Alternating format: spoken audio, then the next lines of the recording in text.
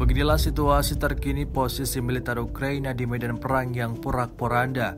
Rekamannya ramai beredar di media sosial Telegram pada Senin 12 Desember 2022. Peristiwa yang didokumentasikan di tengah hutan itu memperlihatkan posisi pasukan Ukraina yang hancur. Terlihat ada banyak sekali peralatan militer yang berhamburan terbengkalai begitu saja.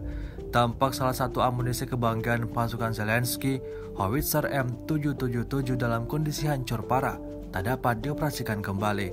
Selain itu terlihat juga sisa-sisa satu senjata dan traktor artileri Oshkosh FMTV Amerika yang terbakar.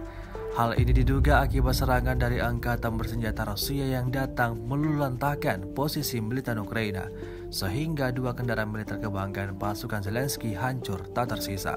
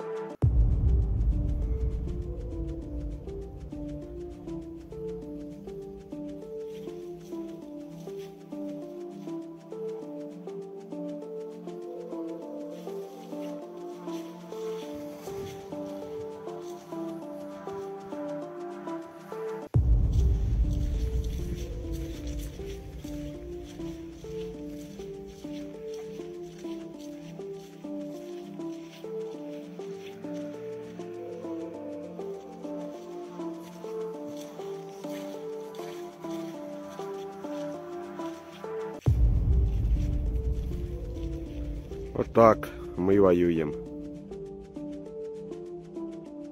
Rusia melaporkan secara total 341 pesawat Ukraina, 181 helikopter, 2.647 kendaraan udara tak berawak, 393 sistem rudal anti pesawat dieliminir sejak awal operasi khusus.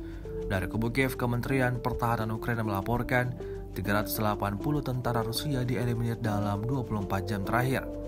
Total 94.140 prajurit Rusia meninggal sejak awal konflik hingga hari ke-292.